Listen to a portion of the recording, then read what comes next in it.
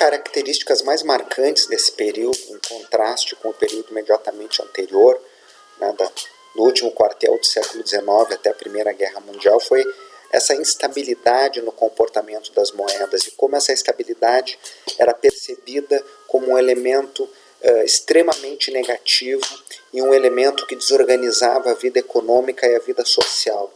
É muito interessante a imagem que o Karl Polanyi traz na Grande Transformação. Ele diz que os anos 20 foram conservadores e os anos 30 revolucionários. Os anos 20 do século XX, né, a década de 1930.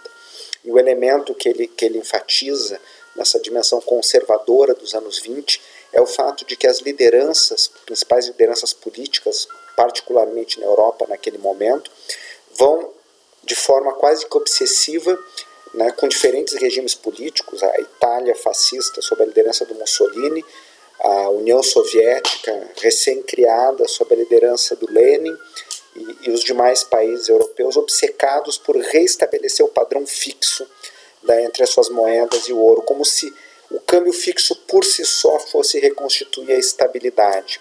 Então, o desejo da estabilidade, associar isso a um regime cambial, sem compreender que este regime cambial só pode se sustentar nos elementos que nós destacamos até aqui, com base em várias referências, mas concentradas principalmente no trabalho do professor Barry Eichengreen, né, que é a ideia, né, de que os governos viviam uma situação de maior isolamento político, da maior possibilidade de fazer políticas deflacionárias, na medida que eu ainda não tenho uma expansão do acesso à esfera política das massas trabalhadoras urbanas, principalmente, o fato de que torna-se mais difícil reduzir salários, torna-se mais difícil conviver com processos recessivos prolongados. Da mesma forma, aquela cooperação que existia entre os bancos centrais das principais potências até a Primeira Guerra Mundial deixa de existir. Pois bem, o tema da instabilidade gerou uma análise nos anos 40 do Ragnar Nurkse, um estudo encomendado pela Liga das Nações para tentar explicar a instabilidade do entreguerras. E para ele, a origem da instabilidade era uma origem, né, dos capitais desregulamentados, da possibilidade dos fluxos de capitais livres produzirem fugas contra as moedas. Notem que o mundo neste período pós-29, nós já estamos aqui uma década depois, em 44, quando Nurkse escreve, de todo um processo liderado pelos Estados Unidos, a partir de 33, de regulação intensa, né, das finanças domésticas, e também a começar com a Alemanha nazista, mas os demais países também irão mais ou menos nessa direção, a introdução de controle de capitais em tempos de paz. Na 44 nós estamos no meio da guerra, mas ainda na guerra, mas antes disso os países começaram a adotar controles sobre o câmbio. Era esse o termo normalmente empregado. Então a visão do Nurkse era de que a origem da instabilidade estava no comportamento dos investidores privados. Tempos depois, né, o professor Milton Friedman relê este período e essencialmente o estudo da instabilidade tinha a ver com a posição, com todo o ciclo de instabilidade política e econômica da França, né, na década de 30 em particular, né, que foi o caso na qual o Nurkse vai focar. Aliás, o estudo sobre as finanças, o balanço de pagamentos, o comportamento do franco, também vai ser o objeto da tese de doutorado do Dexter White. O Dexter White é a figura que vai, pelo lado dos Estados Unidos, negociar o acordo de Bretton Woods. No lado britânico nós temos o Keynes liderando a delegação britânica, e do lado estadunidense, né, o representante do Tesouro, né, que é o Ministério das Finanças, o Ministério da Economia estadunidense, o Dexter White. Pois bem, o Dexter White estudou exatamente a instabilidade do balanço de pagamentos da França, a estabilidade do franco francês. Os contemporâneos viam a realidade como Nurkse, né, de que haveria que se instaurar controles de capitais como parte estrutural da reorganização das finanças, na medida em que as fugas de capitais estariam na origem da instabilidade cambial. A instabilidade cambial, por sua vez, desorganizava a vida econômica e a vida social. O Milton Friedman vai ter uma leitura distinta. O Milton Friedman, como vocês sabem, se não sabem, fica a referência, né? É uma das referências do pensamento, do ponto de vista filosófico, o livro dele, Capitalismo e Liberdade, e outros trabalhos. Ele é daquele grupo de economistas e filósofos que vão dar origem ao chamado neoliberalismo. Então, o Friedman era alguém que toda a sua obra teórica e sua obra com conotação mais normativa, política, é de crítica à intervenção do Estado no processo econômico. Não ia ser diferente no caso dos regimes de câmbio, ele defendia o câmbio flutuante, e no caso dos controles de capitais, ele defendia a livre mobilidade de capitais. Então, qual era a leitura dele? A leitura dele é que a instabilidade cambial, na época, particularmente no caso francês, não se originava do setor privado. O setor privado racionalmente fugia do risco. E esse risco era gerado, né, pelas promessas esquerdistas ou populistas de tributação dos ganhos de capital para expandir gastos sociais, né, e a crescente vulnerabilidade fiscal francesa, né, a instabilidade política com mudanças de governos recorrentes, particularmente entre 24 e 26. Então, esses elementos produziriam aquilo que os teóricos de expectativas racionais a partir dos anos 70 chamariam de a inconsistência intertemporal da política econômica, e isso faria com que os investidores fugissem das moedas frágeis. Diferentemente daquele processo que nós já havíamos descrito anteriormente, né, que fazia parte do imaginário dos ajustes de balanço de pagamentos no padrão ouro, na qual os investidores, ao invés de fugirem das moedas fracas, iriam em direção às moedas fracas. De que maneira? Uma vez identificado um país que o valor do ouro disparou por alguma razão, se os investidores acreditarem que o ouro vai voltar ao seu patamar anterior, eles têm motivos para trazer moeda forte ou ouro para aquele país, porque cada onça de ouro ou cada libra esterlina vai se converter em mais unidades da moeda doméstica, que está desvalorizada momentaneamente. Ele poderá adquirir ativos, ações, títulos de dívida, imóveis, né, de forma mais fácil, em moeda nacional, trocando a sua moeda forte por mais unidades da moeda fraca, esperando que em algum momento do futuro, né, o governo mantenha o compromisso com a paridade em ouro e revalorize, né, realinhe a cotação de mercado à cotação oficial, e isso dá um ganho de capital para aquele investidor em termos de ouro, em termos de libra esterlina. Então o Friedman dizia que as finanças privadas não eram desestabilizadoras per se, como Nurk se sugere, mas que foram desestabilizadoras em função da instabilidade produzida na esfera política e fiscal.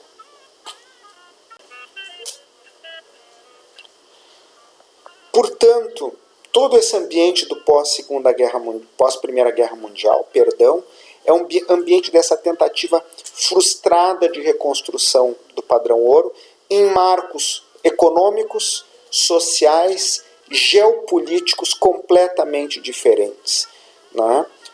Um exemplo importante é o novo Banco Central dos Estados Unidos, ou Banco Central recém-criado, o Fed, sobre a presidência do Benjamin Strong, né, que era do Fed de Nova York, que era um financista nova-iorquino.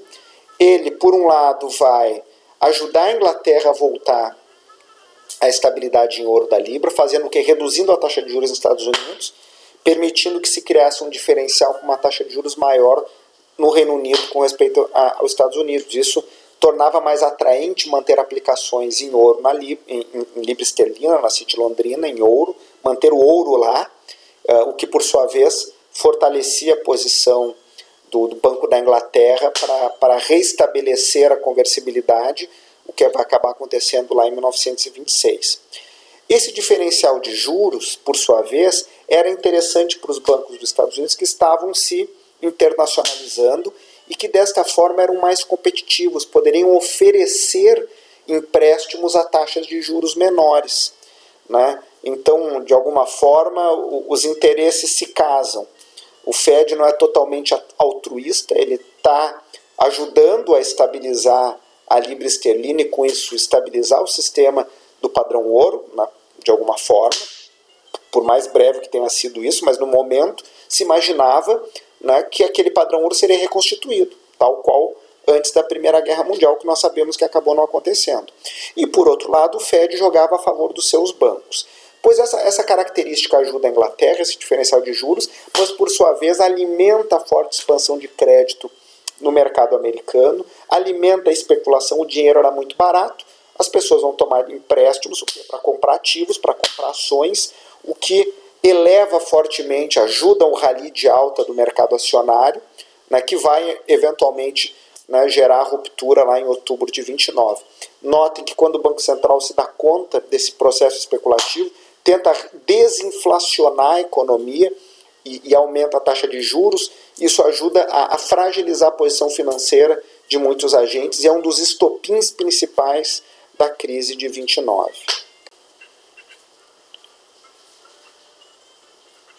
Este gráfico mostra exatamente isso, né, os diferenciais de taxa de juros, lembrando que esses diferenciais estão acontecendo a despeito do fato da inflação ser muito maior, quer dizer, a inflação ter subido nos Estados Unidos, e nesse momento desse diferencial está havendo um processo de deflação no Reino Unido. Né? Então, essa boca de jacaré que vai se criar a partir aí de 22, 23, torna os bancos americanos mais competitivos, mas também torna mais rentável, né, aos poupadores e aos investidores manterem posições em libra esterlina e receberem juros mais elevados por isso.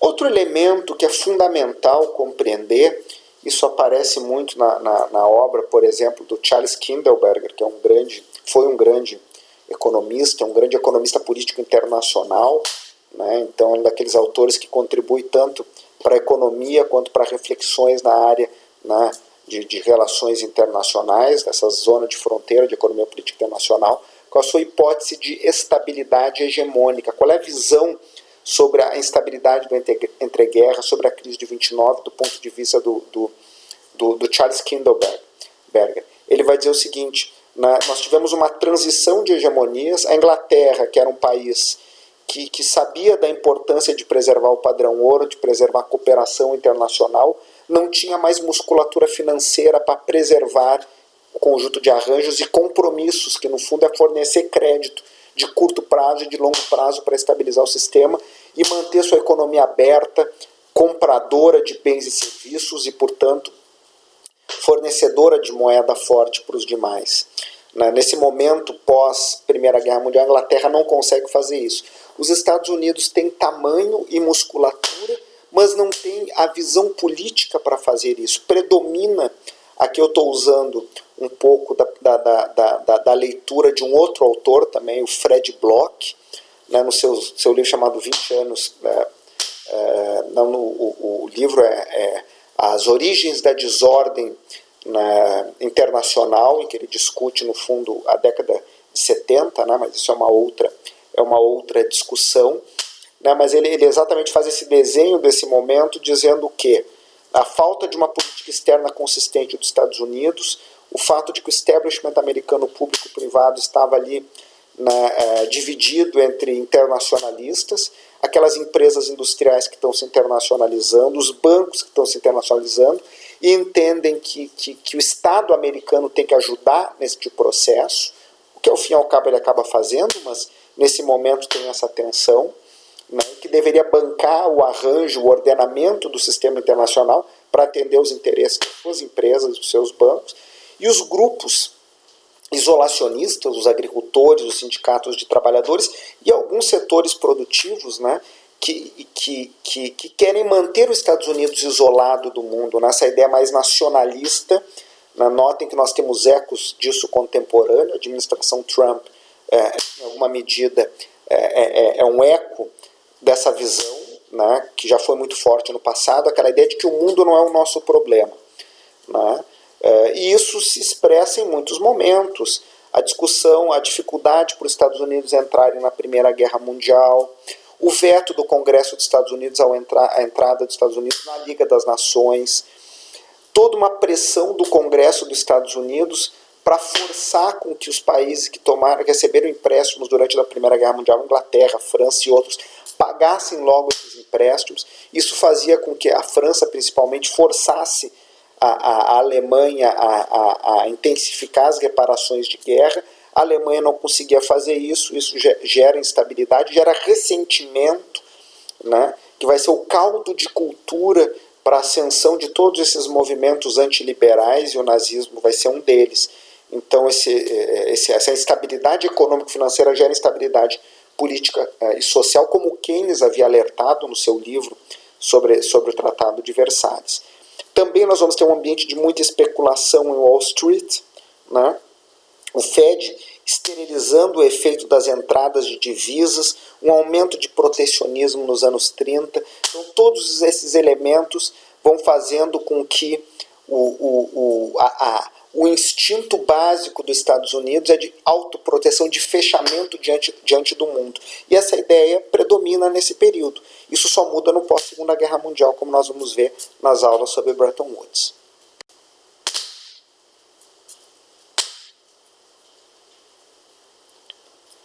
Portanto, a crise de 29, ela ocorre no momento que a economia americana vinha numa expansão brutal, tanto real quanto financeira, mas uma expansão financeira, né, na qual o preço das ações descolou excessivamente. Para aqueles que gostam de olhar os dados, podem entrar até no site lá do Robert Shiller, ganhador de Prêmio Nobel da Economia, e que construiu indicadores de mercado financeiro. Ele tem um índice que é muito acompanhado por investidores, né, que leva o nome dele, mas lá vocês têm baixam um arquivo Excel, né, que mostra a evolução da relação preço-lucros das empresas estadunidenses, né, da Bolsa de Valores, ajustado pela inflação e ajustado pelos ciclos econômicos.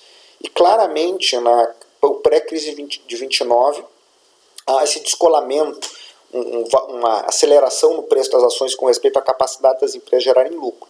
Então, a partir daí, a reação dos Estados Unidos não só uma reação protecionista, mas é uma reação conservadora ao longo do governo Hoover, né, no sentido de tentativa de manter o orçamento muito duro, né, o orçamento equilibrado, que era o que se dizia à época, e a política monetária contracionista. Isso aprofunda a crise. Essa crise acaba, né, tendo um caráter internacional também. Para alguns era uma crise estadunidense que se internacionaliza, para outros era uma crise internacional.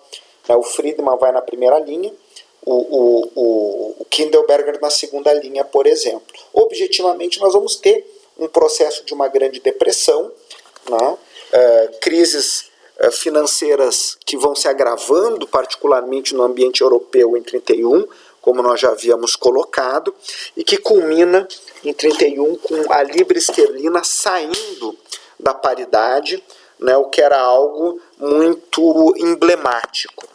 A Inglaterra, que em alguma medida era a fonte, a origem do padrão ouro internacional, abandonando a conversibilidade da libra em tempos de paz e não conseguindo restabelecer essa conversibilidade. E mais do que isso, a partir desse momento, o establishment britânico passa a abandonar gradualmente, mas firmemente, as políticas livre-cambistas, as políticas de livre mercado. Na Inglaterra, que por quase um século era defensora, ainda que não exatamente, essas coisas na realidade são sempre muito complexas, o país constitui um império, né, tem uma enorme liderança industrial e defende o livre comércio, mas a prática dos 2 séculos anteriores e a prática imperial de reservas e monopólios imperiais não eram exatamente convergentes com esse discurso, ainda que algumas políticas na área monetária, a redução de alíquotas de importação lá sobre alimentos na década de 1840 principalmente, iam nessa direção. Agora, objetivamente, esse consenso em torno da defesa da conversibilidade do livre comércio passa a desaparecer, a se romper Né? E voltamos à imagem do Polanyi, se os anos 30 foram conservadores, os anos 20 foram conservadores, a tentativa de restabelecer o padrão ouro, a década de 30 passa a ser uma década de inovação. Nem todas as inovações muito iluminadas do ponto de vista, não é de produzir sociedades afluentes e democráticas, pelo contrário, os regimes totalitários e o fechamento das economias vai crescendo, mas em todo caso novos arranjos passam a ser buscados.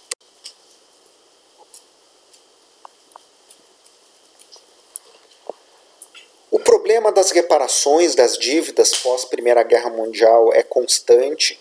Várias conferências econômicas são organizadas para tentar renegociar, reestruturar o pagamento das dívidas.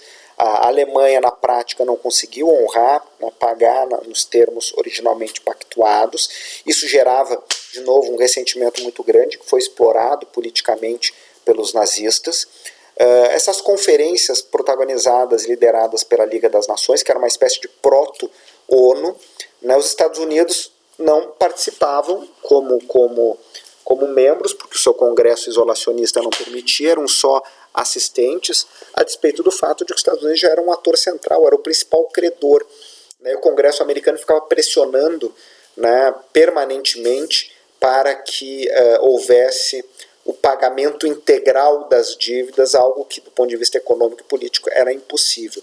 O fato é que os países vão se fechando e aquela ideia alimentada pelos liberais no final do século XIX até a Primeira Guerra Mundial, de criar uma ordem internacional aberta para o livre comércio, o livre fluxo de bens, pessoas e fatores de produção, particularmente o capital, vai desmoronando e os países vão fechando as suas fronteiras econômicas, vão controlando cada vez mais os fluxos financeiros e o comércio, vão criando mecanismos de compensação de pagamentos, algo que a Alemanha nazista será particularmente eficiente. Não que a sua gestão econômica tenha sido tão bem sucedida assim, mas ela vai introduzir mecanismos de controle e centralização decisória crescentes, focadas no processo de rearmamento, reequipamento do país, o que vai acabar culminando no esforço de guerra e na guerra. Por seu turno, a crise e a instabilidade econômica vão produzir a busca de políticas de recuperação do nível de atividades, e isso gera inovações sociais e econômicas, políticas como seguro-desemprego, o uso mais amplo de obras públicas e infraestrutura, amenizam a crise. Notem que depois de 29 a taxa de desemprego em poucos anos chega a 1/4 a 1/3 da força de trabalho na maior parte dos países industrializados. Porém, essa recuperação era sempre parcial na medida em que os investimentos não voltaram aos seus níveis pré-crise. Por incrível que pareça, o que vai, de fato, fazer com que a máquina econômica voltasse à plena carga é o esforço de guerra. A guerra, nesse sentido, tem a sua utilidade, particularmente nos Estados Unidos. Por quê? Porque os Estados Unidos estavam muito longe do palco da guerra. Com exceção do ataque japonês a Pearl Harbor, pouco ou quase nada do território americano foi afetado. Nenhuma fábrica americana sofreu, como na Alemanha, como na França, como na Inglaterra, com os bombardeios, as cidades e as suas estruturas físicas, usinas de energia, distribuição de água, ferrovias, fábricas eram afetadas. Os Estados Unidos vão adotar uma política fortemente protecionista, a tarifa Smoot-Hawley vai ser isso, não que antes os Estados Unidos fossem liberal, a economia fosse liberal e passa a ser protecionista. Pelo contrário, o protecionismo e o uso de tarifas comerciais elevadas sempre foi mais a regra do que a exceção. Vocês podem ver isso com muita clareza no livro do professor de Cambridge, Raju Chang, chamado Chutando a Escada. Ele mostra exatamente como o protecionismo foi muito forte entre os principais países, particularmente os países emergentes, Japão, Alemanha, Estados Unidos, lá no último quartel do século XIX em diante, e dentre esses países, os países com as tarifas mais elevadas, o país que apresentava as tarifas mais elevadas era os Estados Unidos. Notem que os Estados Unidos, assim como outros países, vão criar mecanismos de acordos com os seus parceiros para compensar pagamentos, para tentar reduzir atritos ao comércio bilateralmente. Na saída da guerra, a ideia é levar isso para o plano multilateral, mas não é um tema para agora, é um tema para sequência.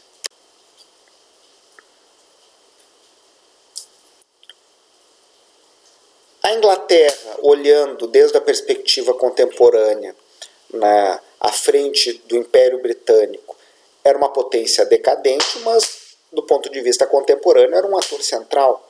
Era uma potência imperial ainda, possuía ainda a Índia, possuía uma vasta rede de influência, e crescentemente a resposta britânica vai ser expandir o crédito, um crédito a baixa taxa de juros, mas mantendo ainda uma política fiscal. Há muitas décadas aquela ideia do rigor fiscal era muito forte, o orçamento equilibrado. O Keynes não conseguiu convencer seus contemporâneos a mudar plenamente essa estratégia. A política externa inglesa vai ser caracterizada por barreiras comerciais contra os países fora da zona imperial. Notem que era exatamente esse o termo que se usava na época, preferências imperiais. O que é isso? Se um país da zona imperial, a Índia, digamos, tivesse superávit comercial e acumulasse créditos frente à Inglaterra, esses créditos não poderiam ser utilizados para comprar livremente moedas no mercado de moedas e comprar bens de outro país, por exemplo, Estados Unidos. Só seria possível compensar comprando bens britânicos. A Alemanha fazia a mesma coisa, Cada país, quando podia, tinha uma zona de influência e procurava capturar os mercados da sua zona de influência, por meio de acordos comerciais bilaterais os mais diversos.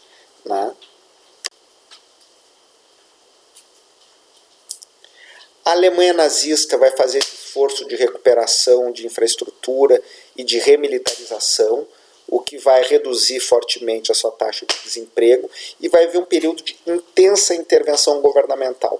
O liberalismo, tanto do ponto de vista econômico quanto político, está em franca crise. Se vocês forem ler desde a perspectiva da época, não adianta nós lermos essas coisas com o nosso olhar contemporâneo, isso é o problema do anacronismo. Olhando as relações à época, quase todos os países vinham num processo de crescente descrença das instituições liberais que ruíram depois da Primeira Guerra Mundial e da crise de 29. Algumas soluções eram totalitárias, União Soviética, Alemanha e Itália, então regimes totalitários à esquerda ou à direita, e outros eram de construção do que posteriormente vai se chamar de capitalismo de Estado ou de regimes mistos, a Suécia, o próprio Estados Unidos com o New Deal. E a intervenção da Alemanha vai ser muito forte sobre controle sobre câmbio, comércio internacional, um forte esforço de gastos em obras públicas e de rearmamento. Por outro lado, o setor privado era cooptado por meio de ameaças ou não, por uma adesão livre e ideológica ao regime nazista. Em síntese, a regra no entreguerras é a economia administrada, é o protecionismo, é a ruptura da ordem multilateral, controles quantitativos, controles de preços, controles financeiros e controles comerciais. Isso passa a ser disseminado.